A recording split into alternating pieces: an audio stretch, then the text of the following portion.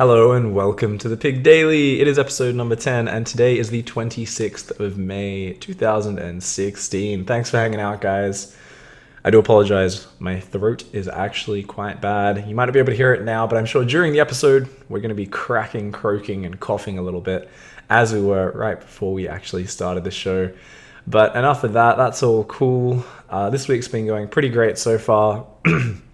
Very happy with our episode on a few of our episodes we've done, but this one is in a different vein. So far we've been kind of looking at pro matches, looking at concepts in the game of economy and army versus economy and tech versus army and all these sorts of things. Today we're just going to be going back to the fundamentals. This is going to be a session where we look at all your basics of macro mechanics. We look at how to set up your mechanics, your macro, how to practice your micro, and a whole lot of little tips and tricks, as well as small mechanical things, which I think a lot of players, especially newer ones, but even players who've been playing quite a while, sometimes don't realize or don't make use of. So the point of this video is going to be basically to say, hey, you've got a friend who's new, they're a pretty competitive gamer, or they want an overview of all the different things. This is the video. This is going to be a video where someone looking to improve their mechanics, to actually kind of bring some of these fundamental things which make playing the game easier and more accessible into their play. And it is a long video. We're covering a lot of topics. It's probably going to take us about 45 minutes, something like that. But the whole point is this is a video which you can always go back to. You can pick up one thing at a time. You can, excuse me. You can grab one or two things at a time from the video. You can say, okay, I'm just learning these now. Watch that 2 to 3 minutes of the video, go practice it, come back a few days later and watch a bit more of the video and try to pick up something new. It's definitely not something where I think someone's going to sit down and just totally put all of this into their play at once. But I did want to have it all in one place rather than it being like, hey, I want to get good mechanics. How do I set up my mechanics right? And people say, well, there's this video and this video and this video, and there's 25 different videos to watch. This way, it's just all going to be in one place. I'm sure I will miss some things. Maybe someone who's completely new to the game will need certain things explained to them a little bit better. But I tried to strike a balance here of covering all of the core important mechanical macro techniques, micro techniques, and kind of how to go over all of those. Oh my god, my friggin' throat, man. This is horrible. It always feels better later in the day, but we're getting into winter here, so it's getting like what we call cold. So if you're watching from Europe or America, you're probably just laughing. Like, you think it's ever cold in Australia? For us, if it's like below 15 degrees Celsius, we're just like, it's freezing, man. This is horrible. Like, how do we survive? So yeah, basically, I'm just going to hop into game and we're going to walk through these mechanics one by one. So let's do it. Here we go. So I'm playing against an AI and I'm actually using the default mechanics. Now, why am I using the default? I'm using the default hotkeys, whereas normally I use an advanced hotkey setup instead of that. So the first thing we're going to look at while we just build up is going to be how to kind of build up. I want to not coach people on any specific advanced kind of special hotkey setups. I'm just gonna in this session talk about the most generic, the most standard, the absolute, cookie cutter standard as all hell ones. So the first thing that comes to mind is going to be camera locations. Now, camera locations, some people would say, is quite an advanced mechanic. Thing is, it's such an important mechanic. And you've really got to change it if you want to be using that from the start. So the first thing you want to do is go into your options and you'll say, what are camera hotkeys?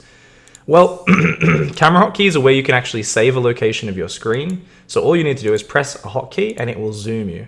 And you normally set this to your first 4 or 5 bases, as well as maybe a few other points on the map.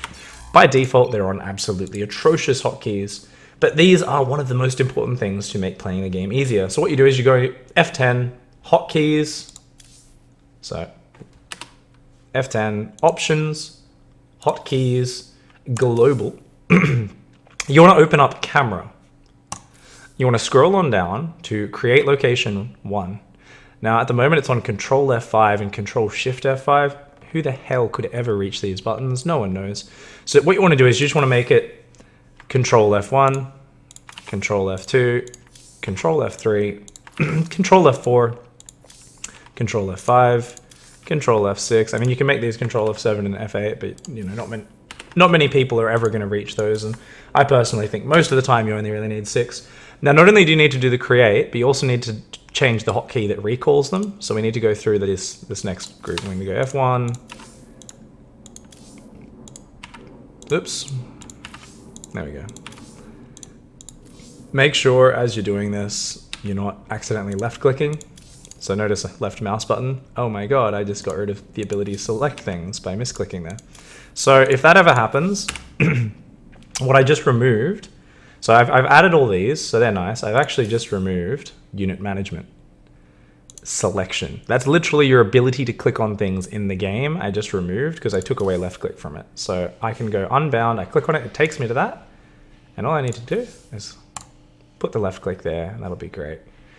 Now, one downside of changing those mechanics, and the reason why Blizzard have automatically put your camera hotkeys on bad hotkeys, is because they've got the select all army key on F2 normally.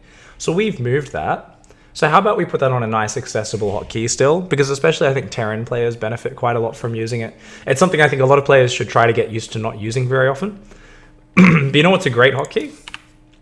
Now, if you don't know what the hell that is, that's tilde. So if you think of the squiggly line that's next to the number 1, and that's the hotkey we're using. You've got a few hotkeys that aren't really used in your generic standard layout at all, but are still very accessible. So that's one of them. Now, at the end of changing that, you always want to check unbounds, and you want to say, what's going on here? And we're going to say push to talk, voice chat. Well, I don't care about that. Unit management, idle worker. Okay, idle worker, that's another one, which is very useful, but we've gone and moved. So we're going to have to edit that one as well. So idle worker is what that does is it basically grabs your workers that aren't doing anything, the ones that are just chilling. So what we're going to do is we are going to grab that hotkey. We're going to think of a good hotkey for that. How about we just throw that on caps lock? Because caps lock is kind of an awkward key to touch, but you don't need to press this hotkey very often. As long as it's in an accessible location, which it is, we'll put that on caps lock. Obviously, it's up to you where you want to customize your things, but caps lock and tilde, as well as usually W, pretty accessible hotkeys. So let's accept that. One unbound hotkey, that's fine. Yes, we're going to say standard, not crap hotkeys is what we're going to call our profile so that it saves. And then whenever you want to change, if you want to change back to standard, you don't like it, you can just click standard. If you want to change back to standard, not crap hotkeys, you can just click there at any point. So that's the first thing we can do. Now, with camera hotkeys, why are they so damn important? You know, I'm going to swap back to my own hotkeys just so, because otherwise my brain's going to get confused while I'm talking about this.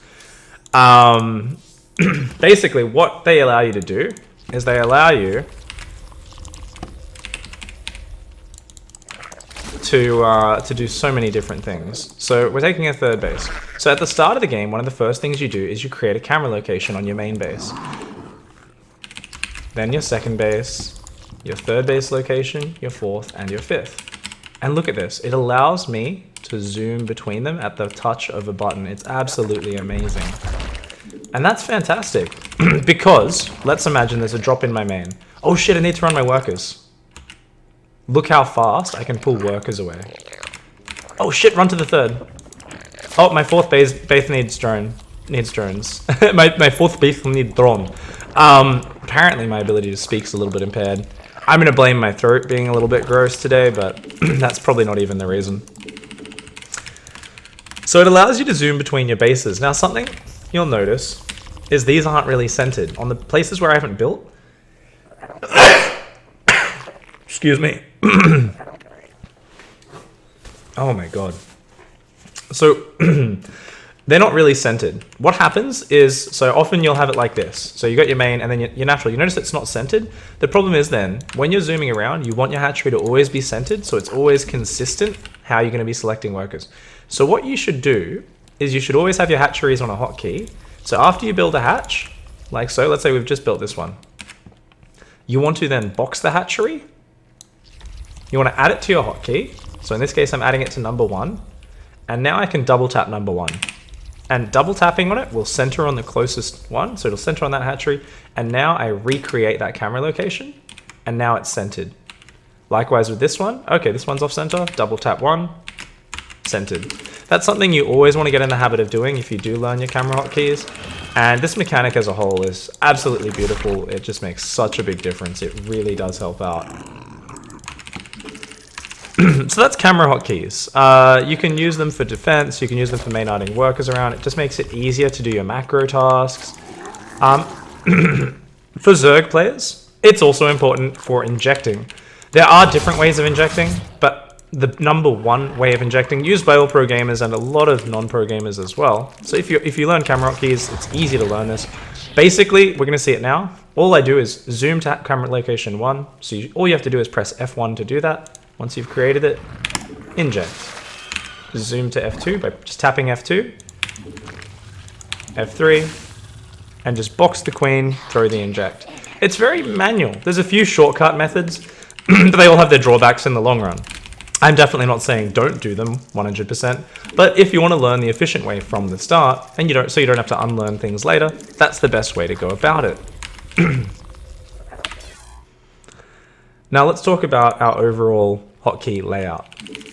Now it's going to vary from person to person a little bit, but as a general rule, you always want your hatcheries, your command centers, your nexi, whatever command structures they are, to all be on pretty much this, the most accessible hotkey, or one of the most accessible. You'll notice in this case we've got it on number 1. Now notice we also have our spawning pool. This is usually our upgrade hotkey, but in the early game we don't really have one, so that's going to be just there on number 6, one of our less accessible hotkeys. And we're going to replace that with our Evo chambers. So Evo chambers can be up on number 6, that's where it starts to get further away from your hand. So what do we use 2, 3, 4, and 5 for? Well, as a Zerg player, it's very important to have a creep queen hotkey. So for me, I'm going to use 1 for hatcheries, 2, 3, and 5 for army, and 4 for creep queens. That's just my personal preference. The important thing is to have at least 3 army hotkeys, preferably even 4. In this case, a creep queen hotkey as well. Something for your hatcheries. And if you've got that, that's going to be great. Now, if you are... oh my god. If you are Terran or Protoss, keep in mind you need to also have a barracks and factory starport hotkey, or a robo and gateway hotkey. There's a few ways you can do that. If you don't want to take up too much hotkeys on your production, then you do it the same way as me. You'd basically put your robos and stargates, or your factories and starports, on this same number 4, and you'd put your barracks or gateways on number 5, or vice versa. And you'd still leave a bunch of hotkeys available. And because we said, oh, those hotkeys, they're not that accessible, right? Well, that's where you can come in and you can open up another hotkey if you want. W, as I said on the keyboard, you can remap something like 0 off the keyboard onto W. So let's just show how to do that. Let's say I want one more hotkey on the left-hand side of my keyboard that's easy to reach. Let's go into global control groups. Oh, we've got to go back to standard to do this, of course. Control groups, and you can take something like Control 0. That's such an inaccessible hotkey, and you can just change that. You just change create control group. You change select control group. Oh, whoops. Pressed the wrong thing there. So obviously you just change it to the corresponding single letter. So you're just changing the 0s to W's in these 3 commands. And then you can save things on W, just as you normally would. So W suddenly becomes a hotkey, and that becomes great. Now, definitely there's a lot of other information out there about what the best hotkey setups are. The important thing is when you're starting out, just come up with a plan for it, and make sure you do try and emulate something that's efficient. Just make sure you have 3 army hotkeys and enough hotkeys for all your production. That's the most important thing. All right, so one more thing we can talk about here, it's a Zerg specific mechanic, is hotkeying eggs. The idea is you don't want to be using select all army. Now, one of the most important mechanics you can learn is, say you're running around with your army, you're doing all sorts of things. Every time you build fighting units, you want to build them in separate rounds from your regular units.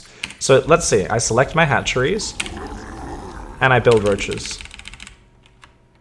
Now what I'm going to do here is I'm going to control click on a picture of one of these eggs, and I am then going to go shift 2.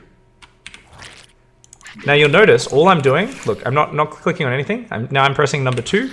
All the eggs are in my hotkey, and they're already getting the commands. So these roaches I just built, they're already all hotkeyed. They're already all getting the same orders my army is.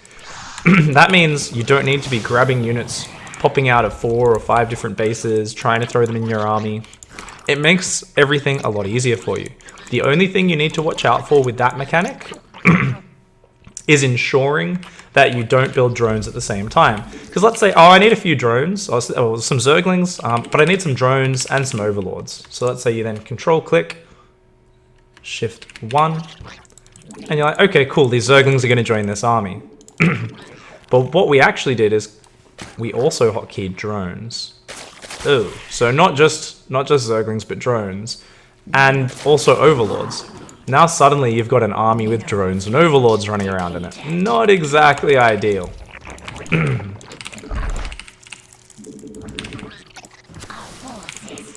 Get out of here! Get out of here! Uh-oh. He's attacking us. I guess I underestimated the elite computer. I guess I underestimated the amount of time I'd have to spend explaining stuff.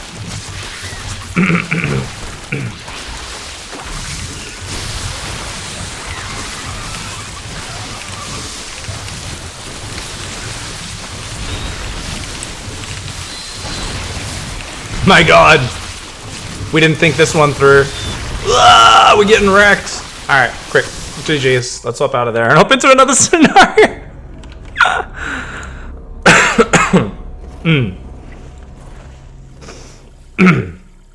Alright. We'll hop in there again. And we'll make the computer slightly easier while we talk about a few more different mechanical things. So we're going to make that a hard AI this time. With an economic focus. We'll dive on into that. So we're talking about adding eggs to your hotkey. So it's very important to do that in order to make sure you actually keep control of your army as things are going on. And it's a way of keeping track of your army without relying on that F2 key, that select all army key. So as I advise a lot of players when they're first getting used to this, one of the first things that you've got to really get used to is not using the select all army key. So I actually advise a lot of players, especially Zerg players, to just remove that hotkey completely. Because what happens if you become over-reliant on the F2 army key? And I'm not really doing anything in game, so we'll stay on my face just for a moment. What happens is you become unable to counterattack. Now, if you think about Zerg and the way Zerg works as a race, it's all about swarming over your opponent. But it's not just about swarming in one direction. Think about the ideal position for a Terran or Protoss. You're in that single-player campaign, you're in that situation. It's all about them defending a choke point and the Zerg just funneling into their death. But really, when you're playing Zerg in multiplayer, it's much more about attacking from where their army isn't. Coming in from multiple angles, you know, coming in with the drops and the Nidus Worms, and just generally running in where their army isn't. Running in from the sides, running in behind their army, flanking them. And if you're using a single army control group, a select all army key that just grabs everything, you're simply not going to be able to do that effectively. It's really going to limit your ability to play the game. So notice here, we're setting up those camera locations just to show one more time. So I put down the hatchery, center it, and then I reconfirm that hotkey location. Already created the 4th and 5th, as well as I like to make a rally point. So hotkey 1, let's throw down a spawning pool and gas. Hotkey 2, let's make sure the rally point's there. Camera location 3. So camera locations are just this absolutely beautiful mechanic. We've talked about hotkeying eggs. The next thing we're going to talk about is control click and double click. So looking at one of the fundamental concepts of the game, before we were control clicking those eggs in that display bar. I showed you how to do the mechanic, but I didn't actually explain how it works. Now control clicking selects all of a unit type on a screen. So if I select a drone, it will select every drone on the screen when I use that. Likewise, double click does the exact same thing. This is a mechanic which is really useful. If you ever want to command just all of your mutalisks on a screen, you can double click them. Preferably, you will have obviously a separate hotkey for a lot of your units in fighting and micro, that sort of stuff. But knowing how this works is very important. There's going to be specific situations where it's really helpful to say you have to box your whole army and A move at some drop here. You can box your army A move, and then you can control click the drones and pull those away. There's lots of cool little things you can do to be way more efficient. So control click is actually what I would also advise people to use. I find when people do know about this mechanic, they're much more reliant on the double click, which is far less accurate than the control click. Personally, I think the control click's a bit better. It's up to you how you want to go about it, but definitely try to focus on learning at least one of those and using that at least semi-regularly while you're getting used to things. The other thing we want to talk about is shift deselecting. Now, shift, same as in many programs, same as if you're in a Windows menu, it's the same thing, right? Basically, you use it to add or deselect units from your current selection. So you always want to think about your current selection. You always want to be looking at your bottom display bar down here. And you want to think about, okay, right now we have one drone. Now, if I hold down Shift and click on another drone, it adds it to my selection. If I hold down Shift and click on a drone that's in my selection, it removes it. We're back to one drone now. This is a very, very important mechanic. This is one of the most important mechanics in the game. Let's look at how we can actually use this in a basic sense. Let's imagine there's a Hellion drop in our base. Shit, run, drones, run. Okay, we've cleaned up the drop, it's dead. Now, how do we put our guys back on resources? This is how most players will do it. Okay, you go on gas, you go on gas, you go on gas. I say most new players, of course, is what I mean. That just took forever. Now, let's watch how a pro gamer would do it. Oh shit, there's a drop. Run away, run away, run away. Okay, the drop's cleaned up. Now, what did I just do? How are there 3 guys on each gas? What we did is we used that deselecting trick. And we used it in what is called cloning. Now, cloning is where you give a lot of units the one order, and then you use deselecting to split those orders up and kind of separate the different orders you're giving. It's a way of giving out orders without having to constantly box or click on different units. What does that actually mean? Let me walk you through what I'm doing there slowly. So what I'm doing is I'm saying, let's put these guys back on resources. First action, click on gas. Second action, shift click, shift click, shift click. Next action, right click. Shift click, shift click, shift click. Next action, right click on the minerals. Now the reason that's so efficient, let me talk about it rather than what I'm clicking on. Let's talk about what's happening. I'm saying, everybody mine gas. You 3 guys keep that order. Everyone else come mine this other gas. You 3 guys keep that order. Everyone else go back on minerals. And the reason this is so efficient and awesome is, remember in that first scenario, we were doing this. But we were going, oh, let's try and click on individual drones. It's messy, you're clicking on screen, these units are moving, you're misclicking, stuff's just awkward. The great thing about this bottom display bar is it's always in the exact same place. Once you get used to it, it's consistent, it's always in the same spot. And that's why you can see me after playing many thousands of Starcraft games just going bam, instantly back on resources, I can go do other things. So let's build up our economy a bit, make sure we don't die to the computer like we did last game. I guess static defense is good. So shift deselecting is very important for that, but what else is it important for? Now, one of its most important applications is also for scouting and map control. If we look at my setup in this game, notice I've got a few overlords out around my bases to try and spot drops coming in. I'm sending one down here as well. Okay, so we've got to get some vision up for drops.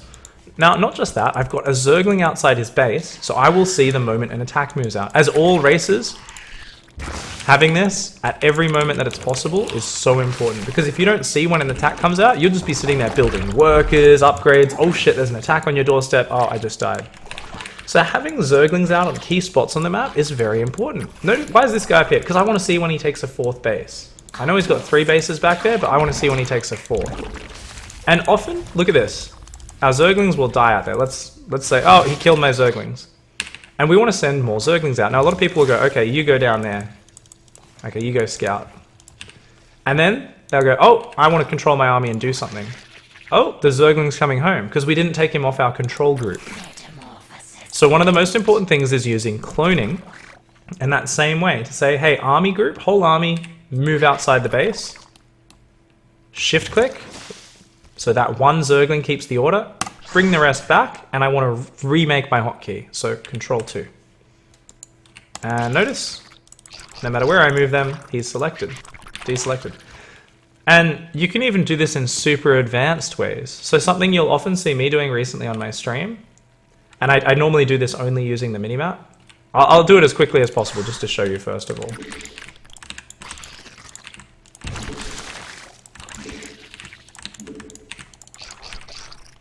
Now what I just did was I just sent 5 different Zerglings to key points on the map, each with their own patrol path. And you could see how fast I did that. This is partly, of course, the fact that I've played many, many games. But look at my minimap now. Suddenly I've got all this vision. It's partly because I played many games and my mouse is accurate. But most importantly of all, it's because I use efficient mechanics. And I've learnt them the right way, so it makes the game a shitload easier for me than it is for a beginner. I don't need to play 10 times faster than them. In fact, I could play slower than any beginner, and I would still beat them 1,000 times. Even if I made the same decisions as them, I didn't use my superior game knowledge, purely through getting more done with my actions. Now, you're not normally going to do these advanced patrol paths, but you will want to put units out on the map. Let's build a whole ton of Zerglings so we can hold off this army.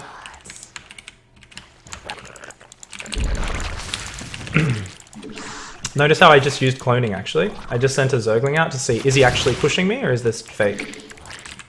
Now we have to do something fancy, because I forgot to build a roach line or anything. And notice, I've just actually used steel hotkeys as well. So this is something we're about to come to in a moment. Where I said, I need to counterattack this guy.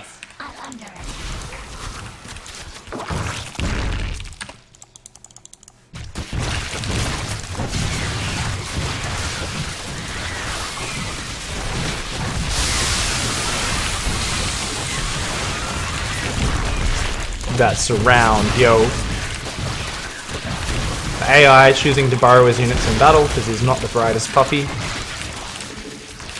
Alright, so we should be fine there. Mineral field depleted. So we've talked about that. We've talked about those mechanics. Now what about queuing up actions? Queuing up actions is very important. With that cloning, let's do it one more time. After you hold an attack, you want to re-establish that map control we were talking about. You want to see what's going on. So we're going to do it one last time. Everyone go there, deselect a Zergling. Let's put another one in the middle of the map. Everyone go there, deselect a Zergling. And we'll put one on this base as well. Make sure he's not doing that. Deselect a Zergling. We then Ctrl 2, we remake our hotkey, and we've sent these beautiful Zergling scouts out into these different locations on the map. One of the sickest mechanics to learn becomes very important when you get to around Gold League and upwards. From that point on, I see a lot of players kind of cap out in Gold League because they don't use this mechanic and they never see what's happening on the map. They don't know when their opponent's expanding or so on. And when they do try to scout, they do exactly what I was talking about, where they're like, oh, you go there, you go there, you go there. Not only does that take longer because they're clicking on screen, but now suddenly they're like, oh, grab the army, and they pull their scouts back, and it was just completely wasted APM. So keep in mind that is one of the absolute most important mechanics. Now let's look at queued up actions. This is another way of using shift. Of course, most of you should know shift is a way of queuing things up. So I can say move there, move there, move there. And these guys are going to follow this path. Cool. Now, why is this so important? It's just something which you want to use to help queue things up. If I say I want to send these guys as a counterattack, I will queue them up to go hide on the top left of the map. And then I can time that out to hit with the rest of my army. Most of the time in-game, when you see a person dropping in 3 places at once and you're like, my god, his multitasking is insane. Keep in mind, it's usually not necessarily him on point microing them all at once. For the most part, he queues up a series of drops, a series of attacks, and is only mostly focused on the one frontal attack. The other ones he'll just look at to stim the drop or to unload the dropship. But even then, you can actually unload drops. You can queue up unload, and that's what we'll do here. So what we're going to do is we're going to say, let's drop 8 Zerglings. Let's drop a whole bunch of guys, actually. Let's do a big drop. Let's make 4 dropships here. Same mechanic, no matter what race you're with. Let's get overlord speed, of course. But I can say, move there, shift, drop there. Now, you can see the waypoint. These guys are moving down here. And then they're going to go there and unload completely on their own. I do not need to look at that at all. Using shift, one of the most important mechanics in the game as well. Alright guys, so we've talked about all of your core mechanics here for your very basics. Camera hotkeys. Use that for injecting. Use it for going around your bases and dropping mules. Use it for going between your bases and transferring workers. It's an absolutely important mechanic. Oh, we're going to change that drop path. And we build a whole bunch of hydras to make sure our army doesn't just get shreked. Run! Man, these guys really like infestors, don't they?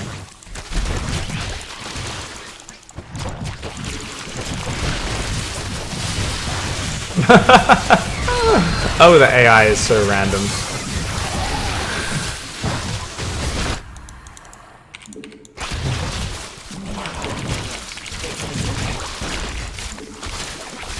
Oh, AI, you're so stupid. Okay, let's hop out of game quickly. Let's pause that.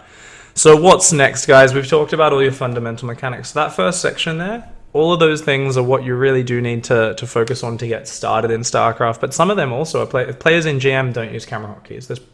There's even been pro gamers who didn't use camera hotkeys. Nowadays, there's probably like 1 to 2, maybe 3 pro gamers in the entire world, I think, that don't use camera hotkeys. Pretty much everyone else does.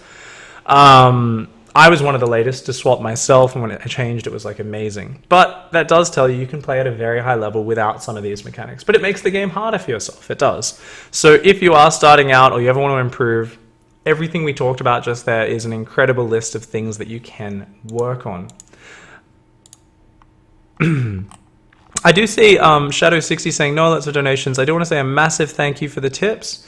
We are trying to keep the show very focused on the content rather than having pop-ups pop up, especially for people who are watching on YouTube. But I will be giving massive shout outs to everyone who subs or tips or anything like that once the show's over. So thank you very much.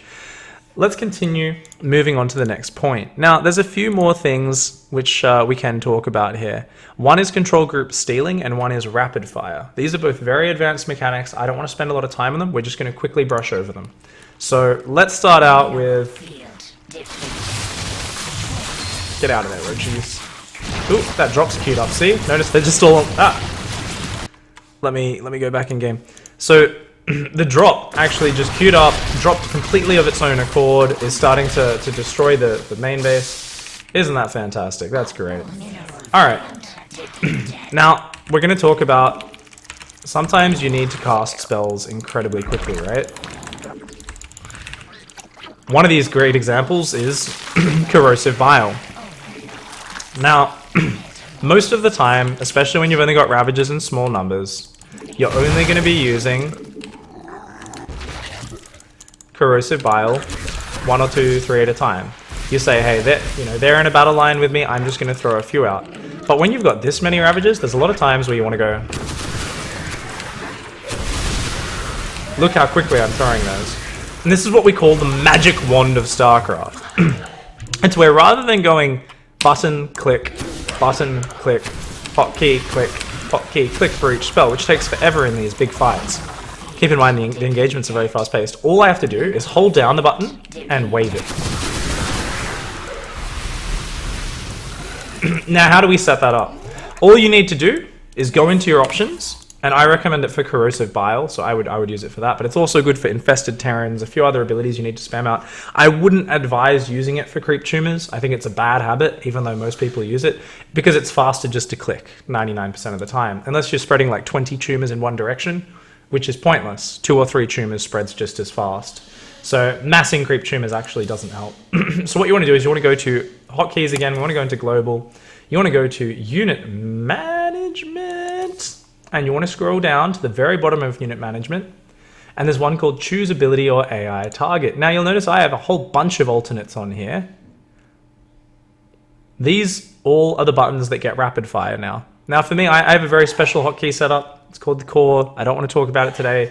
If you want to add extra keys though, so you can have it on special abilities, several abilities, you need to go and edit the text file. If you want to learn more about that, you want to go to YouTube, you want to type in Jack Attack Rapid Fire. He's got a few great videos talking about it. For now, I would recommend if you're on your standard hotkeys, so let's go standard, not crap hotkeys. We would go here, we'd click Add Alternate, and we'd add C. Make sure you don't get rid of left mouse button.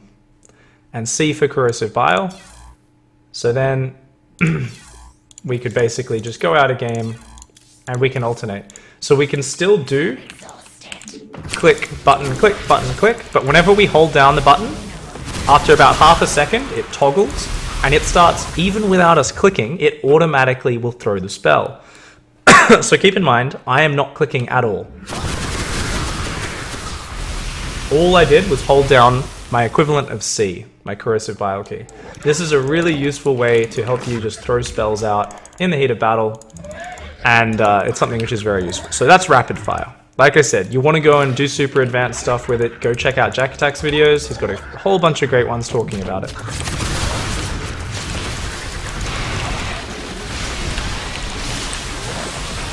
See here, just the ability to just throw these out so easily. Very nice. Okay, so that's rapid fire. The next is control group stealing. Now this is something which by default, let's go back to our standard hotkeys. Oops, not default steal hotkeys. We're gonna go to standard not crap hotkeys, what we were on. Now the way control group stealing works is, keep in mind, normally you have, let's say we've got our Ravagers here, and we have our Hydras, so our Roaches and Ravagers on number 2. Our Hydras on, trying to remember what number 3 is on this setup. Oh, right, we're on the shitty hotkeys, aren't we? Alright, so we put those on number 3. Now, if I then add these Hydras onto number 2, cool, we've got them combined on number 2, and the Hydras are still separate on number 3. Okay. Now, what if there's a drop in my main base? Let's say my whole army's here. Okay, well, let's grab these guys, put them on number 4. That can be my drop defense squad. Send them to defend it. Awesome, that makes sense. Problem is, oh, there's another drop down the right-hand side. Select main army, send them down here. Once again, our hotkeys are convoluted. So what steal hotkeys does is it's a way of creating groups where instead of just adding it to a new hotkey, it also puts it it also tears it away from any previous hotkey or control group that the units belong on. So the way to understand this is, well, the way to change it first of all is you go to global, and by default, what these are called is create and take away units. We call them steal hotkeys because I think steal is a way of just explaining it that's very simple, it makes sense. It's the idea of when you create a control group, you take them away or you steal them from any other control group that they're already on. Now by default, this is on Alt 1. And if you want to add to control group and take away, rather than just create one from fresh, you just use Alt Shift. Now this is something which is incredibly useful. So I want to send these guys to defend a drop.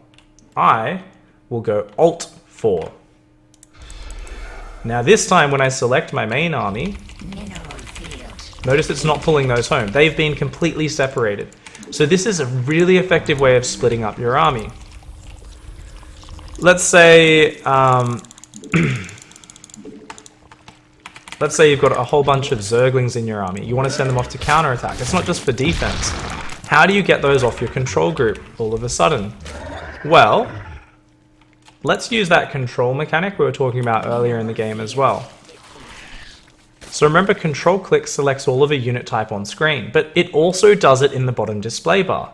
So if we look down here and we say, okay, let's grab every Zergling out of my army, we can go control click on a Zergling, and then we can go Alt 5. See, I'm not using that hotkey. And now my army doesn't have those Zerglings on it anymore, and I can use those freely to run around the map counterattacking. So the steal hotkeys are really fantastic, something which help a lot of players. Something which is quite advanced, but it's something if you can get used to using those, they will save you tons of time. It's something which I use all the time in lots of advanced scenarios. Let me show you guys on my normal hotkeys exactly how I go about this. Okay. So I've got my army, it's all together, it's all in the middle of the map. We're injecting, we're macroing, just having a standard day, doing our standard stuff. Shit, there's a drop in the main. Let's go there. Oh, there's a drop down at the 4th. You go there. I'm now controlling my army in 4 different control groups. Sorry, 3 different control groups. And notice I'm just double tapping the control group to zoom between them. I used to be one of the worst players at defending drops when I was like on the back foot, when there was shit coming in from all angles. And while I'm by no means some fucking god of defending drops or anything now, my ability to bounce back in game using a combination of control camera locations and control group stealing has made my life 1,000 times easier. It's made everything so much easier. It really is beautiful. So that's that. Alright, let's talk about macro now, guys. We are going to hop out of game quickly. We're going to talk about the macro cycle. Now, this is where we get past the core basic mechanics. We start to talk about macro cycles. We start to talk about mechanical tricks and exercise, or ways of improving your micro, ways of improving your macro. Gets a little bit more interesting. Now, every race has a macro cycle. A macro cycle is basically a way of organizing your macro. Now, what is macro? First of all, macro is the art of spending your money, expanding your economy constantly, building lots of stuff. Basically, having a bigger economy, bigger production than your opponent. It's winning in the big, long game. Now, one of the rules of it is constantly build workers. In the early game, you're just constantly building workers. If you're Terran or Protoss, you're non-stop building workers, even right through until you've saturated on at least 3 bases. Macro, it takes a lot of practice. You know, you're doing all of that. What else are you doing? You've got to keep your money low. It's spending your money as soon as it comes in. Now, obviously, in this scenario, we're not macroing well because it's not a real game. But keeping an eye on your money. If you're ever floating lots of money, it means, well, you could be spending your money a hell of a lot better. And the final point of it is never get supply blocked. Always build overlords, supply depots, and pylons ahead of time. Get a certain rhythm down, and remember, it's always better to have a bit of extra supply free than it is... Ooh. Looks like the computer wants to fight again.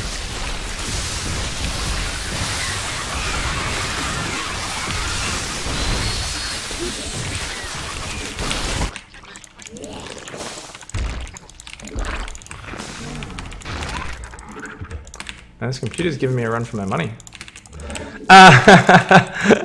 So yeah, never get supply blocked, and basically with the macro cycle, it's a way of organizing yourself so you can actually keep up with all of that in the pace of a game of Starcraft. Now, first of all, we'll talk about the Zerg one. Step 1 is whenever your injects finish. So notice they haven't finished, so we're going to wait for them to finish.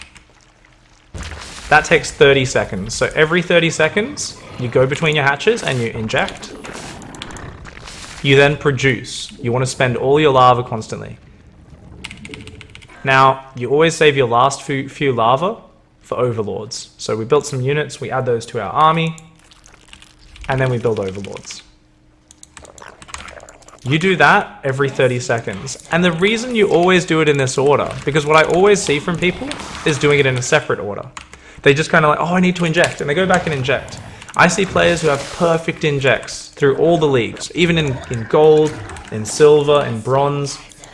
But because they're not spending the money, it just means nothing. You have to do the entire cycle as a whole. You need to inject, inject, inject, then spend your lava, then build overlords. If you don't do all of those steps, it loses all point, and your entire production grinds to a standstill. Now, why do you do it in this one cycle? You do it this way because in StarCraft, you've got so many actions needed to sustain macro. You have so many different things that you need to do at once. So if you do everything in one order like this, what you're doing is you're creating a rhythm and you're creating a mechanical habit. These are not rocket science things where you're making grand decisions. You always spend your money, you always build workers, and you always build overlords or supply buildings. These are not where the decisions happen. The decisions happen in other areas of our macro. But for your core macro cycle, every 30 seconds you want to go through that series of actions. And the idea is you refine it so it's second nature. And considering this happens every 30 seconds, it's 29 seconds in game for a lava inject.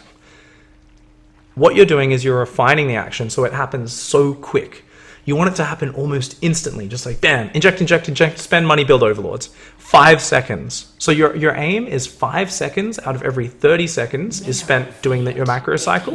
And that leaves you 25 seconds every 30 seconds to scout, to add more tech, to transfer workers around, add more gases, add more expansions, take more bases, micro engagements, all the other things that actually take thought and reacting. But in between those things, every 30 seconds, you dive back, you're there microing, you're going, shit man, there's stuff happening, dodge my own corrosive biles because I'm trying to hit my own army apparently, shit. And then you go, okay, I've got a macro. Inject, inject, inject, build units, build overlords, go back to microing. Notice how quick I was at that. And let's do that again. Oh, let's do it. Inject, inject, inject, build units, build overlords.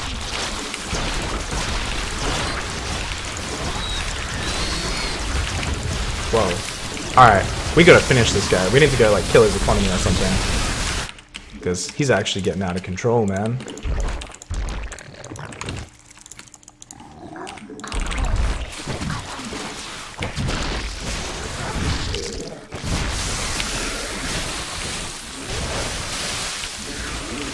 So we're gonna just kill his economy.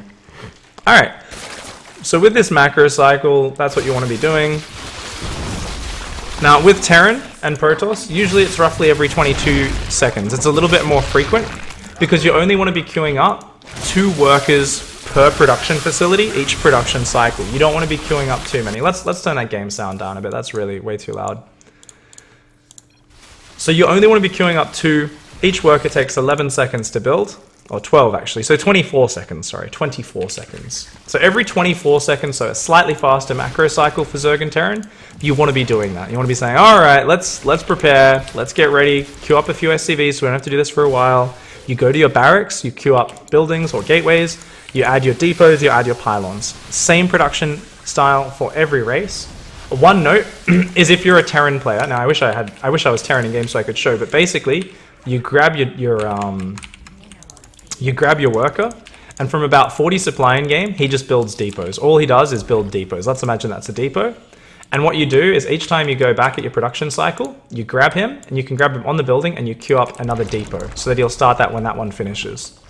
And you just do that constantly throughout the game. It's called a depot builder. It's one of the most important things to stop you getting supply blocked as a Terran player. I find Terran players are the absolute worst when it comes to getting supply blocked frequently. You'll see pro games where players get supply blocked because it is the hardest to remember. You can't just build 10 depots at once the way you can with overlords or pylons because that's 10 SCVs that aren't mining. So it's very important to do that. And normally when you hit full 2-base production, man, that's a scary army.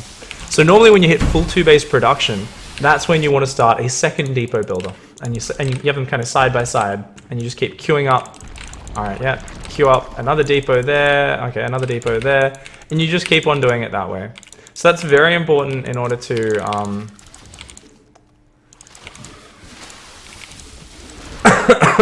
never get supply blocked. Likewise, as the game goes up, you want to always have a rule for how many overlords, depots, or supply buildings you build. How many do you think? Usually it's how many bases are you mining off at the current moment. So if you're mining off 1 base, you build 1 overlord per production cycle. If you're Terran, you build 1 depot production cycle. If you're Protoss, 1 pylon. Once you're at 2 bases, it's at least 2 pylons or 2 overlords. Once you're at 3 bases, it's at least 3 overlords, pylons, depots, and so on. And it's always better, remember, to have a bigger supply gap than a smaller one, because whenever you get supply blocked, it grinds your entire production to a halt. Keep in mind, if you're not building those units, it doesn't mean you can just spend the money afterwards. If you're Zerg, once you have 3 lava banked up on a hatchery, your lava stops producing. So it's slowing down your later on production as well. Likewise, Terran or Protoss, if your gateways or barracks can't produce, they can't just instantly make those units once you're unsupply blocked. You're then not going to be able to chew through your resources, which means you're going to need to overbuild production to compensate, and your entire everything will end up out of sync.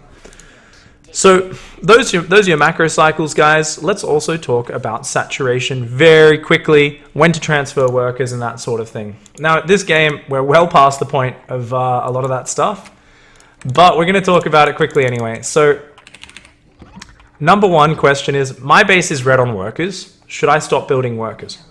No, No, no, no, no, no.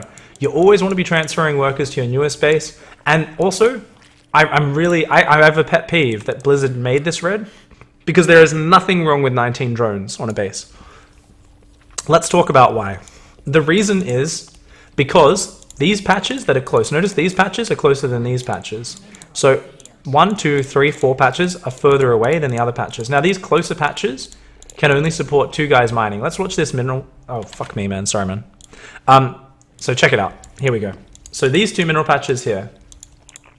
This mineral patch is a lot closer, as is this one. These 4 mineral patches, all 4 of those are much closer. Check it out. There's almost no downtime. There actually is no downtime with just 2 guys mining it. Now, if every mineral patch was that close, with just the recommended 16 workers, you would be mining at 100% efficiency. Extra workers wouldn't do anything. The thing is, if we look at these far away patches, now we've got an extra drone or 2. 18 drones is usually a beautiful count. There we go. So what you'll notice is we've got 18 workers here, but this patch only has 1 guy mining on it. What the hell? Why is that happening? It's because there's 3 workers on this patch, 3 workers on this patch, 3 workers on this patch. So you can actually go up to 18, 19, even 20 drones, and most of those drones will still be 80, 90% efficient, like super efficient. So don't ever be worried about going a little bit over 16 workers a base. Do be worried about going under 16 workers. The biggest problem I see ever since this work account came in is players stopping at 15 or 16 drones on their base because they don't want it to turn red. Absolutely ignore that red writing. You definitely want this label turned on. It's in your gameplay settings if you don't see those in your game. But you want to some extent, ignore it a little bit. You want to say it's okay to have a few extra, because what happens if you lose a few drones to harassment? So let's say you start with just 16 workers on a base. Then you lose 4 drones to harassment. Then you build a spore crawler and a spine. So especially for Zerg, this is a problem because they have to actually throw their units away to build buildings. Suddenly you've got a base with only 9 drones mining minerals. That's almost only half of what it should be having with the whole 16 workers. So always remember, it's okay to have a few extra workers, especially if you haven't even taken your gases yet or anything like that. So anywhere between 16 and 20 is the sweet spot in terms of saturation. Now, what about when to transfer workers? You may have heard that bases run out faster in Legacy of the Void than they did in previous iterations of Starcraft, and that's absolutely true. What you'll notice is half of the mineral patches disappear. Notice there's only about 4 mineral patches here. Excuse me. There's usually only about 4 patches. The magic game timer for you to remember is 8 minutes. At 8 minutes, you need to drop your main base's amount of workers. You need to transfer workers away, leaving just 8 workers mining minerals. Likewise, at 11 minutes, oh, he comes again.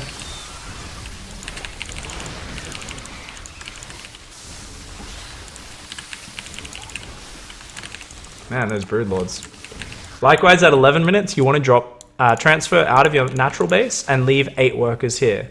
If you do that every game, you can form a habit which is so important. Because if you don't do that, you will always forget to do it at the right time. Don't look at the numbers. Even if it says you can still mine with 14 workers on the hatchery or something like that, ignore it. Always transfer half those workers down. Right on that game timer, form a habit, because that's what StarCraft's all about. When it comes to the mindless menial tasks, you want to form habits. Forming habits is what makes the game work. It's what makes the game easier. It's what makes the game just come together for you. So definitely always do that. Apparently, oh my god, they're 3-3. That's why they're not dying. Unupgraded mutas versus 3-3, yeah. That's funny. Look at this. The Broodlord's just like, yeah, we don't care, man. We got 4 armor. You don't do anything.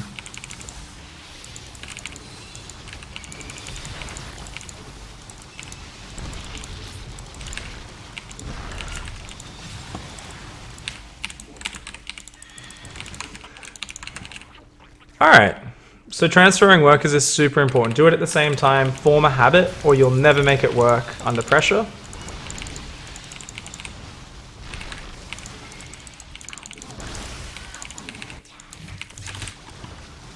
Let's pause the game, because that's kind of pointless, just us killing a computer. What about when to add tech, production, and upgrades? That's a question people often ask. Now, that's always going to be based on your goals in the game and the specific build you're using, how you want to play the game. If you are a player who's looking to improve, you're starting out, experiment, find what you like, watch pro streams, try to copy the general gist of them, maybe look up some build orders on Spawning Tool and GG Tracker and that sort of stuff. But I'm not here to say this is the way you just do that. There are certain rules you can find, like, hey, you need this many production facilities. Say for Protoss, you need about 8 gateways plus, whatever robos you're building out of, or 10 gateways plus whatever robos when you're on 3 base. When you're Terran, you need to go up to about 8 barracks plus whatever factories and starports you're building out of on 3 bases. You can start to learn those rules as well, but we don't want to focus too much on those right now. We want to kind of just move on to the next point. And the next point is going to be micro. So this is the final point we're going to be talking about, is micro in this session, in today's show. We're going to talk about how to use different workers, different situations, and then we're going to talk about like mineral walking workers and that sort of stuff. So I think we've beaten our opponent to a pulp. Enough here.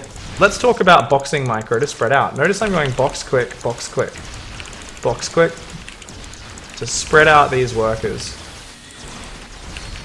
These roaches and hydras, sorry. Now, we're trying to spread out to minimize splash damage in this scenario, but there's a lot of scenarios in StarCraft that really do require you to just try and spread your stuff out. There's also quite a few scenarios that require you to use Spellcasters. So the two main types of micro, which I'm going to be focusing on today, this Overseer, I love the AI, it just goes in and out of vision.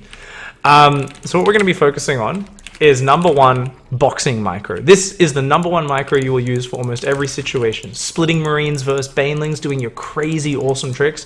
Always rely on this. So let's hop back in game and I'm going to show you guys. I'm sorry I've been really sloppy with my overlays today.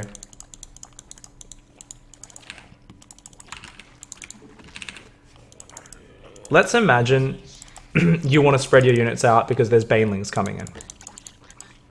There we go, we've spread our units out. Now what we're doing is you're boxing some units and you're clicking them. Box, click, box, click, box, click.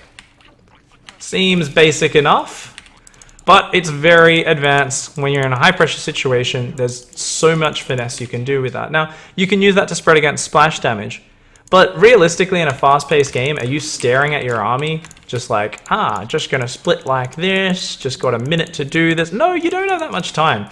So what I like to tell people is 2-box micro is the best thing to do.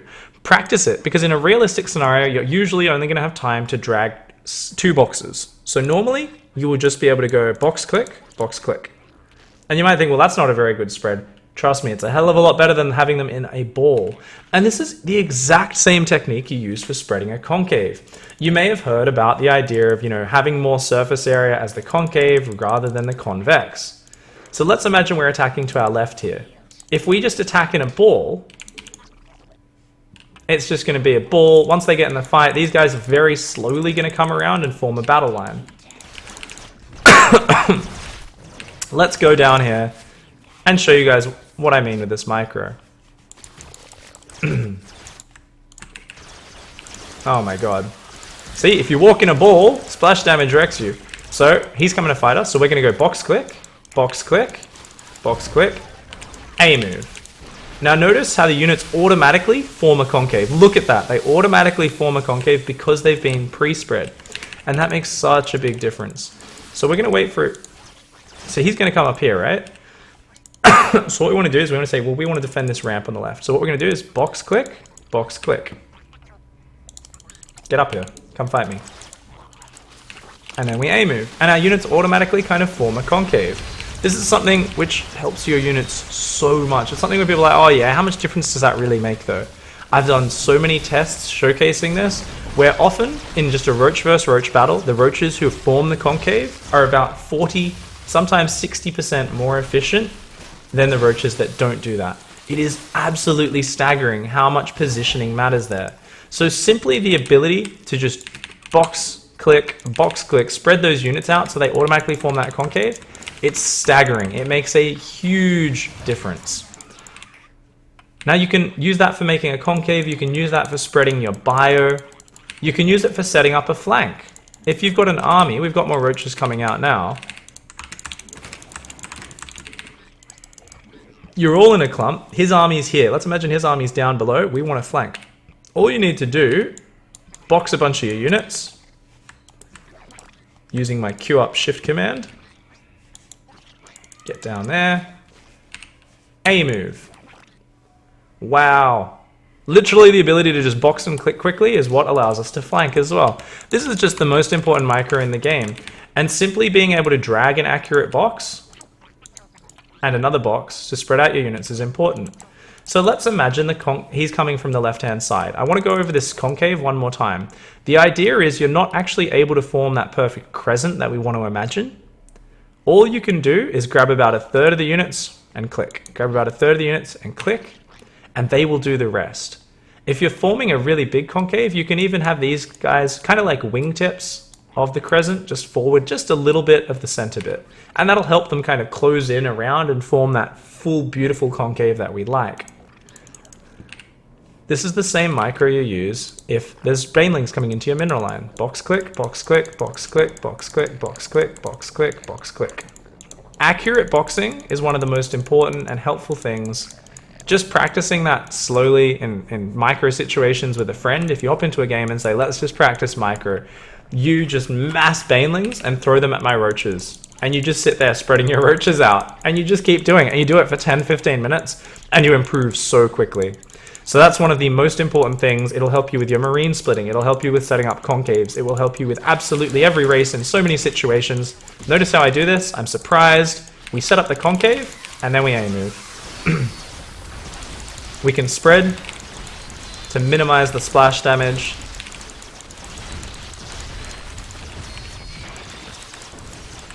Of course, you're never going to beat that many Ultralisks just with roaches, unless things are really going your way. But that's all okay. So, that's your boxing micro. Now we're going to talk about using Spellcasters. Using Spellcasters is something a lot of players struggle with. The first thing you need to get used to is using 2 army control groups. You can absolutely never ever have your spellcasters on the same control group as the rest of your army. What you can do if you're not used to kind of going 1 click, 2 click like I am, you'll notice I'm constantly moving both of them. That's pretty advanced. What you can do is you can just right click your infestors on one of your units so they automatically follow your army. And let's go pick a fight. So I can show you guys what to do. The main thing is 90% of the time, all you need to do with your main army in a fight is what we talked about. Spread them out a bit and then A move. You don't need to do anything else. A lot of the time, you don't even need to do the spreading out. So let's just come in here and show you guys how we do this. The idea is you want to always move your spellcasters up. Say the battle line forms like that. You want to always move your spellcasters up to just behind the fight, and then you want to throw their spells. And you always want to think of them as a single spellcaster unit when you're first getting used to them. You want to say, this unit here only casts this one spell. Infestors are fungalers. These vipers, they are abductors. These ghosts, they are only EMPers, or they are only snipers. High Templar, they are only there for storm. And what this helps you do is it helps you actually use the spells effectively. Too many players, when they start it with the spellcaster, they see it as this great big glowing option with, I can feed back or storm or make archons. And what they're trying to do is, in the incredibly fast-paced battles, they're trying to think which spell's the best and what do I do? You don't have time to really think through things and break them down, because you've also got to be assessing the situation and looking, where exactly should I put the storms? And your opponent's microing against you, reacting, things are moving all over the place. So you as a player, you need to be actually reacting with that. It takes a while before you can start using every single spell on a spellcaster. So always start out with spellcasters, think of them as just a single use unit, and then you can move into actually using them in more detailed ways. So let's go pick that fight we were talking about. Let's find his army. Where's your army at? That's an interesting army. So like I said, let's just A move and use our infestors. Notice we're constantly clicking them just behind the roaches. Let's let them catch up. And now we're gonna, okay. So I'm kind of accidentally doing better micro than I mean to. So what we want to do is we just want to focus on fungal. So A move, and let's do this. Let's do this one more time. This time, no pulling back. Nothing that happens matters. So fungal, fungal. And we always want to move them just behind the battle fight. Just behind the battle line. Not in front of the battle, not behind. After they cast a spell, notice I pull them back. Then I move them back forward, then I pull them back. Always, every single time. Because the rest of your army doesn't really matter. As long as you're using your spells effectively, you can get away with messing up your army control super bad. Like, so bad. So that's the most important thing to remember, is A move army, and just micro them back and forwards. Throw fungals, and then move them here. Throw the fungals, pull them back. Keep them just behind the front line. Just behind. So they're in range, so they're still going to be able to cast the spell the moment you're ready.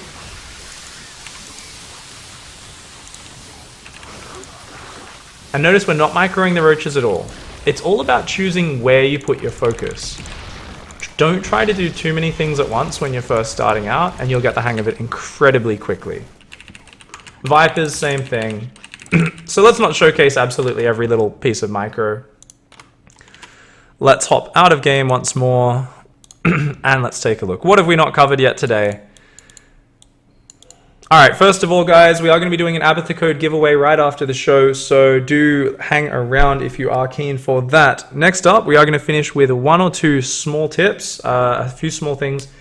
In the meantime, what are we going to do? You guys need to shout out your questions in chat. Any questions, use the @x5_pig tag, use that, and it should be awesome. So type out any questions you have, we'll answer those just after this next one or two little things. So the next thing is mineral walking workers. Now, the way workers work in StarCraft ever since Brood War is they actually can path through units as long as they're mining. They don't have any collision. They just move through any other unit. They can't move through buildings, but they can move through units. And this is a really cool mechanic. I'm actually going to show you guys a little piece of history here, where this mechanic got used in a very famous game in Brood War, which I particularly like because I used to copy this in in the early days of. So we've hopped on YouTube here. I used to use this in the early days of Brood War. I didn't really follow in the early days of Starcraft 2. Sorry, in Wings of Liberty. I didn't really follow Brood War. I apologize for the graphics. This is a very important finals. It's an OSL finals where July Zerg won his golden mouse. Everyone thought he was over the hill. He was an old man. He was shit. July Zerg, obviously famous as one of the biggest cheeses of all time. And he was playing best, who was a macro god. And he wrecked him with a 6-pool and then defended a counter proxy gate cannon rush after the 6-pool in game 1. This is game 2, where he then does a speedling drone pull using the same mineral walking mechanic. And funnily enough, yeah, it actually worked. Best was so thrown off that in the third game, July Zerg basically, he just ripped his face off in a macro game.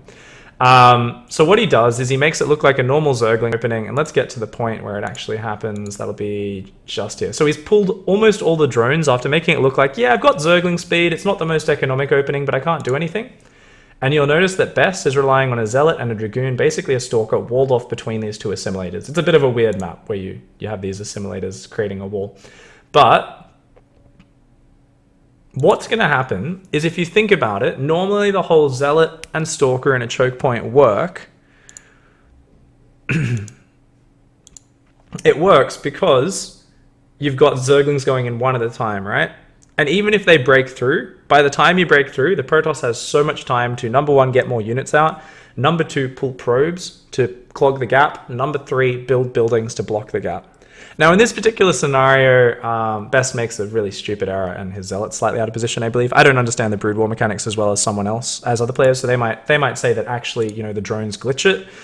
But what we're going to see here is the drones are going to push through, and they're actually going to get behind the units by doing that mineral walking. So he's clicked on the minerals inside the main base, and these drones are then going to attack the units from behind, not only killing them quicker, but also blocking the space so that pylons, gateways, can't be put down behind to block off the wall. If that happened, he'd be screwed. Now, luckily, we see some Zerglings coming through here, that blurry bunch of pixels, because this is an old VOD. And they're actually going to slide through because the Zealot realized he was a bit far forward, and I think he had enough surface area for 3 Zerglings to hit him. So he tried to pull back to a more narrow part of the choke, and he does actually let 4 Zerglings slip in, which basically just ends this. The drones come through. They've just like mineral walked their way through, popped out on the other side. Zerglings flood in, and the game's over. I always think of that game because it's just such a funny creative use to actually win such an important game in a finals of all places using that same mechanic. And that same mechanic carries over here into Starcraft 2. And yeah, so let's hop in game and I'll show you guys some of the ramifications of that. So we've got a lot of drones. Let's imagine it's just a normal base worth of drones, roughly. Okay, so they can notice how they all clump up. They have no pathing, right? Whereas if you try to move a drone past another drone when they're not doing that, notice they kind of shove each other out of the way, right? They kind of push past each other and so on. So in this particular scenario, what we're going to be looking at is a few different techniques. So the first thing is this is useful for rush defense. The first thing you can use is if there's a whole bunch of Zerglings in your mineral line, you can use the pocket trick. Let's just send our meters to deal with that. Now the pocket trick, just checking that's okay, yes it is. Ow. Is where you grab your workers and you make it so the enemy doesn't have surface area. So notice I'm clumping them there, and then notice there's this tiny gap. And by continually clicking here, there's only space for about two Zerglings to hit the drones at any one time. Not only is there only that space, but if I quickly attack move, every single drone will attack. So you will one-hit a Zergling. Meanwhile, they're doing very little damage to you, and then you're one-hitting a Zergling, and then you pull back. One-hitting a Zergling, pulling back. One-hitting a Zergling, and then pulling back. So Zerglings will always take a horribly cost-inefficient trade if you can put all of your focus on this. This is pretty advanced micro. I don't expect most players to be able to do this. However, what about when an early rush comes in of Zerglings? And say you can't do the pocket trick. Say you just want to fight them, or you want to get back to mining. You don't want to just hide. You normally have a lot more drones than they have Zerglings in the early stages. So what you can do is you can actually try and surround them. And if you force the Zerglings to actually take a direct engagement, so if you force these Zerglings to take a direct engagement, they're suddenly going to be screwed. So what's going to happen is we're going to say, run away. The Zerglings come in, attacking, and then what you can do is as they get to the middle of the mineral line, you click on the other side, and then you A move. And notice how those Zerglings got surrounded for the most part. Obviously, we didn't time it out perfectly there, but look at that. So obviously, if these were enemy Zerglings, our guys would already be wrapping around them, you'd be surrounding them, and those Zerglings would die so damn fast. So against about 6, 8, sometimes even 10 Zerglings, if you can get that full surround, that's a great way to do it. So often what players do is they see the Zerglings coming in, the Zerglings like doop, doop, doop, doop, doop. And you can use this with Terran and Protoss as well. Exact same mechanic. We're just showing it as Zerg because I obviously know a little bit more about Zerg. And then as they go there, you wrap around A move once you're on top because your drones path right through those Zerglings. And then when you tell them to attack move, your drones suddenly have collision size again. They suddenly start blocking units. And the Zerglings end up being surrounded. So that's one really cool way to use it. Another way is, what if you're getting attacked? So say the Zerglings are like this. I often see like units come in and start attacking the workers, and this guy's like, oh shit, run away. Sorry. So he just goes, oh shit, run, run, run. And check this out. They're all like, oh, trying to get past. Like they're all dying as they go past. On the other hand, if you mineral walk your workers away, so if I go, oh, run to that gas. Oh, sorry, that gas is finished. Are there any more minerals on this map? Yeah, okay, so let's say I run down there. You'll notice they just path directly through the Zerglings. So here we go. I'll show you one more time in that case. I'll put a camera location down here to make that easier. They just go straight through the Zerglings and they escape. And often they stack on top of each other as well, which makes it very hard for your opponent to focus down individual drones. It means a lot of your drones end up getting bruised, but for the most part, they will end up surviving. So that's actually a very helpful thing to know as well. That's most of the things that mineral walking helps with. It's something which is very important to keep in mind. Also, attack priority. One last little trick. You can actually defend yourself by doing hold position. Now, the thing is, drones, if they're not actually fighting, units will always prioritize attacking fighting units over attacking the drones. So if Zerglings are coming in and you put your drones on hold position, these Zerglings, check this out. That's what's going to happen. So the enemy Zerglings will just run in circles, and at most 1 or 2 Zerglings will attack it at a time. So if they're not watching really closely, then this is all that's going to happen. If they are watching closely, the best they can do is they got to go attack, attack, attack, attack. They got to queue up these attacks on all the drones, and even that takes a very long time. So these are incredibly small little micro tweaks that make a massive difference to different situations. So you can use that with SCVs wrapping around a bunker against zealots. I've actually seen games won because of that, especially back in Wings of Liberty when we had a lot more situations like that. You can use that with probes as well. You'll often see when a Protoss is defending an early rush from Zerg, they use their probes and they hold position them around their gateway units so that the gateway units can't be surrounded and focused down. One thing we didn't really talk about was focus fire in terms of micro. One last point there is if you are focus firing with units,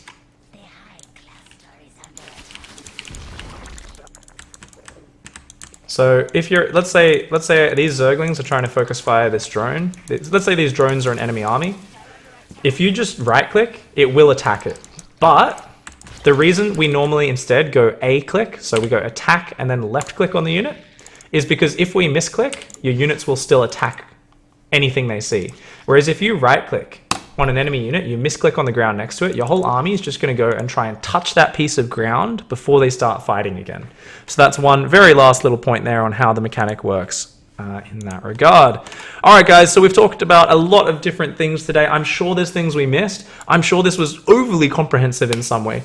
What I wanted to do though was give that overview of the core of micro, the core of how those units interact and how they work, the core of how the worker mining works, the core of how to set up a macro cycle and be efficient. I mean, if you're a player who's just starting out, really, what are the most important things to focus on here? Number one, set your hotkeys up well. Number two, if you can learn camera locations, like seriously, it'll make the game so much easier for you. And number three, the macro cycle.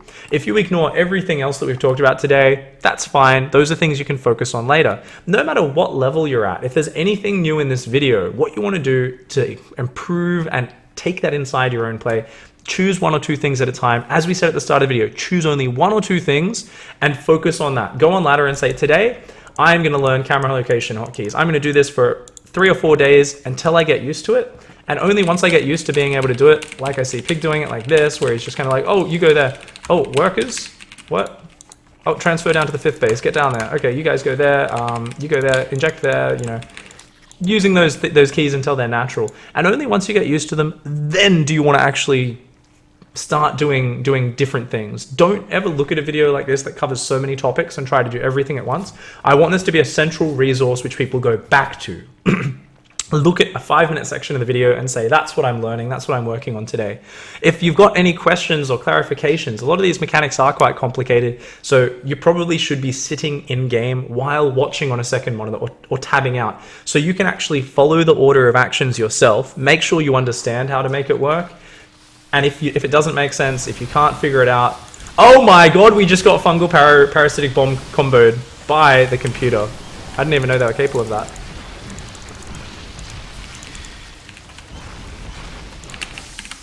It's alright, we're building more units. I've really got to just pause this game. I keep just getting distracted. I'm such an idiot. But yeah, so that's that. Yeah, let's answer some questions and finish the show up. This was a bit of a different show. Where we kind of covered things in a very different way. So we're going to answer just 2 or 3 questions and then we will be moving on. All right, scrolling on up, we do see a question from Northern Hawk. He says, if you have many spellcasters, you should put them in a unit control group or different control groups. For example, as a Protoss, 1 for the main army, 2 for Templar and Disruptors, and then use the tab key. It comes down to your own preference, Northern Hawk. Protoss is very tricky in that regard. I do feel like spellcasters should try to be on separate hotkeys. You can have one spellcaster in your main army, especially as Protoss, because you've just got so many units. But the problem is they're going to run to the front. Remember we were talking about we want our units to be close to the fight, but just behind it. The problem is you're then going to have to do a lot of control clicking on the unit and pulling them back. Control clicking on the unit, pulling them back. That's something when we did the video on Neeb versus Hydra, where he had his disruptors in his main army, he was controlling like that. The problem was he was messing up the pulling back on the disruptors, and he was throwing a lot of disruptors away. And that's what made that Frozen Temple game a lot harder for him than it had to be.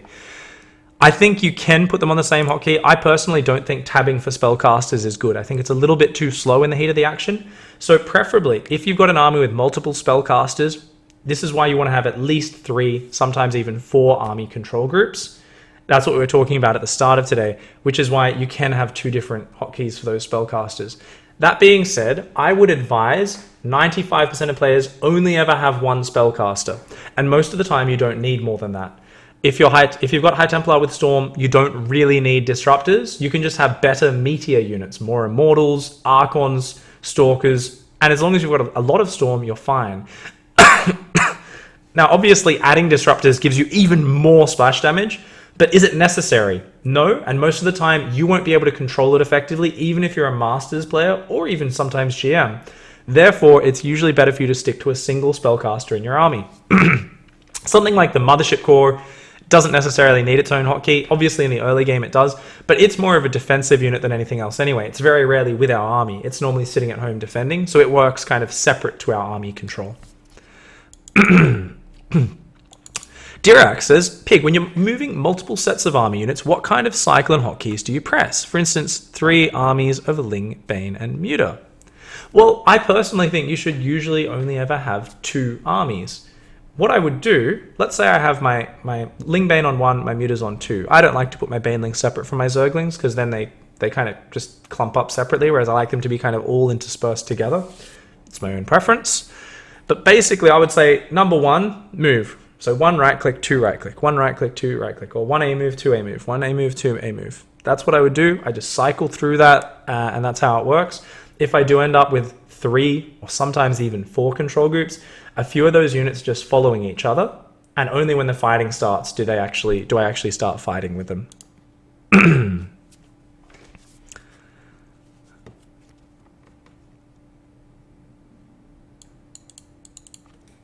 Olov has a very good question. He says, do you only spend lava once per 30 seconds? And the same applies to Terran and Protoss. Do you only queue up workers? Do you only queue up units every 24 seconds for their production cycle? No. As you get better, you do it more and more often. You'll see a pro gamer constantly doing it. And as a pro gamer gets better and stronger, and basically by the time you're a pro, you're constantly bouncing between tasks a little bit smoother. But you will still have as a core baseline, if I've been microing for a while, I go back and do it in the set order. I go through the full cycle from scratch. For you guys, depending on your league and where you're at, the most important thing is always having the cycle as the baseline. And if you've got spare APM and you're already on top of your scouting, adding your production, your tech structures and so on, you can definitely afford to do some idle kind of build a few extra drones with that lava just as it's popping up, build a few extra overlords, build a few units. You can squeeze that in, but it's something where if you're Gold League, you're probably better off not wasting your APM on it because your APM is more efficiently spent elsewhere and just doing the macro cycles every 30 seconds. As you get Platinum and then Diamond and then Masters and then GM, you start to more and more work outside of those cycles as well as inside them. But especially when you're in the middle leagues, sticking to those cycles is absolutely paramount.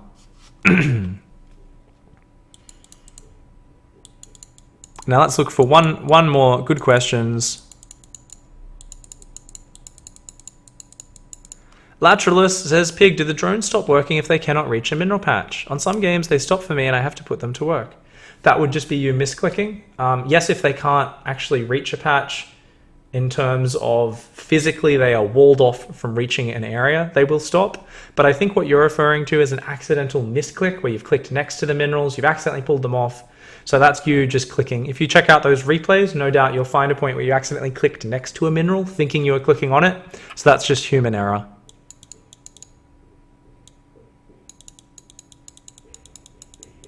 Now, Silvers was asking about Roach Infester, how to use the biles plus fungals together. Is it easier than tabbing between? I think we effectively answered that when we were talking about the Roach Infester together. We were using 2 separate control groups. And you're going to always have the Ravagers on 1, the Infestors on 2.